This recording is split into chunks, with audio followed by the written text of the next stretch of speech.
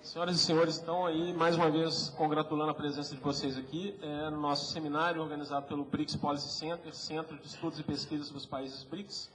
Meu nome é Carlos, eu sou coordenador adjunto do centro, e nós estamos abrindo, nesse momento, os trabalhos da mesa redonda número 6, Cooperação Científico-Tecnológica entre os BRICS.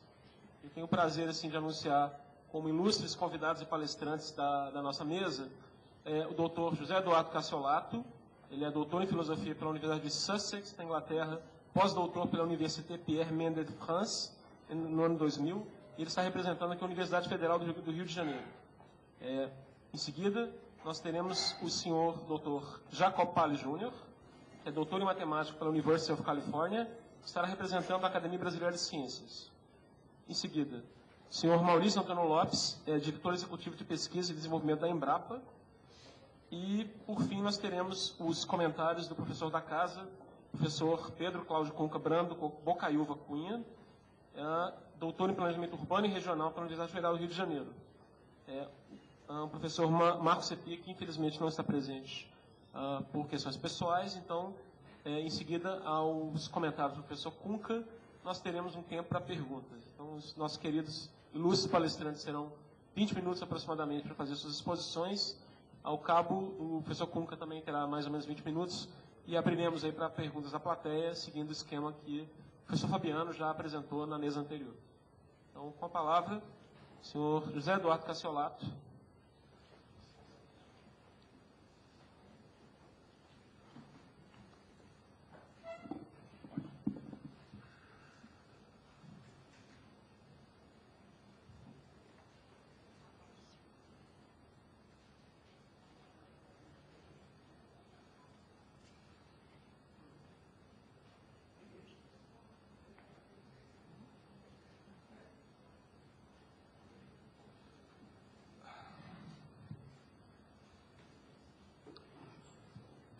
Bom dia a todos. Eu queria agradecer o honroso convite para estar com vocês aqui, participando desse debate. Só queria apontar no início que o que eu vou falar é mais ou menos fruto, é uma percepção pessoal, mas é fruto de um esforço coletivo, de uma rede que já tem, por coincidência, estudado a questão científica, tecnológica e de inovação dos BRICS há mais ou menos 5 anos. É uma rede formada por professores desses 5 países. Eu vou, se tiver tempo, no final, fazer alguma menção. Já tem algumas publicações que saíram e, enfim, apesar de que eu vá beber do conhecimento dos meus amigos desses países, a interpretação, evidentemente, é toda minha. A ideia que eu vou tentar passar com vocês aqui, discutir rapidamente, porque o tempo é curto, apesar de que eu tenho muita transparência, como sempre, mas eu vou tentar passar rápido. Algumas especificidades que, de uma certa maneira, acho que são fundamentais para se refletir a cooperação entre os países. E, no final, brevemente, levantar alguns pontos que eu acho pertinentes para se pensar no desafio para uma cooperação. Né? Quer dizer, uma breve introdução, só para lançar um ponto.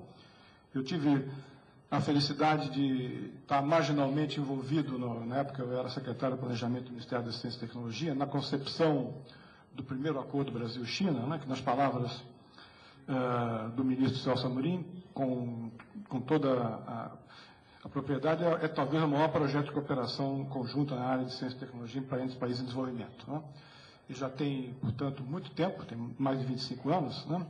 E ele é um exemplo claro que mostra como a gente tem que se preocupar com algumas assimetrias que surgem nesses processos de cooperação. Né? Quer dizer, enquanto a China, depois de 25 anos, né, ela coloca esse projeto de cooperação no âmbito de uma capacitação que tem a ver com a sua estratégia de transformação a partir de 79, com o famoso congresso do Partido Comunista Chinês, do Deng Xiaoping, né?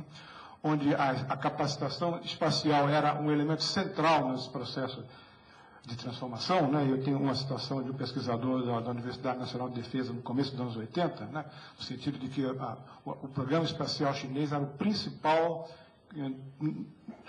no sentido de que ele deveria, em pesquisando-se, em desenvolvendo a tecnologia espacial, eles poderiam avançar na capacitação em tecnologia da informação, tecnologia biológica, novos materiais e novas fontes de energia, etc., etc. Eu peguei uma citação rápida também num texto recente sobre a Rand Corporation, que avalia esses 25 anos, não da nossa cooperação, né, mas no sentido das empresas do setor espacial chinês. Ele olha do ponto de vista da inovação, portanto, mostrando que do ponto de vista deles, eles receberam assistência técnica de entidades estrangeiras numa série de países, colocando o Brasil, né, na área, né, de satélites de observação da Terra, né, mas isso muito articulado com um desenvolvimento puramente interno. Né? Tem alguns dados que eu não vou ter tempo de passar, mas vocês vão acreditar nessa fonte, que é a fonte do Chinese National Bureau of Statistics, mostrando a grandeza que você tem nessa área ali. São 200 empresas capitaneadas por 2 empresas, que eram uma antes, depois abriu-se por razões que não dá para a gente discutir aqui, e que são ligadas ao complexo industrial militar indiretamente ou diretamente até hoje. Né? E no Brasil eu peguei, por acaso, palavras recentes do atual diretor da Agência Espacial Brasileira, que na época, em 85, era diretor do INPE, foi depois, mais uma vez, em palestra que ele fez na Academia Brasileira de Ciências nos últimos 2 meses, e dizendo que a gente, no setor espacial, não conseguiu nenhuma empresa que conduza as atividades da mesma maneira como a Embraer faz no setor aéreo. E é uma declaração quase da mesma época do atual diretor do INPE, mostrando alguns problemas no cunho institucional. Quer dizer, a NASA brasileira é o INPE, não a EIB. A criação da agência foi imposta goela abaixo. Quer dizer, a gente tem problemas institucionais, por lado de arrumação do Estado nessa área, e tem problemas de inovação em estrito senso. Tá? O trabalho, não dá para a gente discutir em detalhe aqui, está em algumas publicações, ele parte do pressuposto de que os países, esses 5, seguiram modelos de política de ciência, tecnologia e inovação que não são exatamente os mesmos. Né? São muito diferentes, a gente tem uma similaridade maior entre o Brasil e a África do Sul.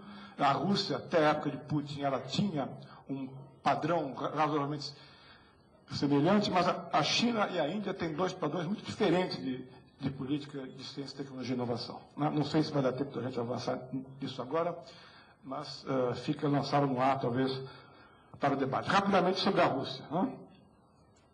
A gente pode... Esse gráfico mostra o problema seríssimo que aconteceu quando a União Soviética é terminada, né? E você tem o primeiro governo de Yeltsin, né? Então você tem esse gráfico do lado esquerdo, ele mostra a queda em termos reais, né? Essa linha de cima é em termos reais, a de baixo nominais, dos orçamentos e gastos em P&D da antiga União Soviética, depois que ela vira a Rússia. Né?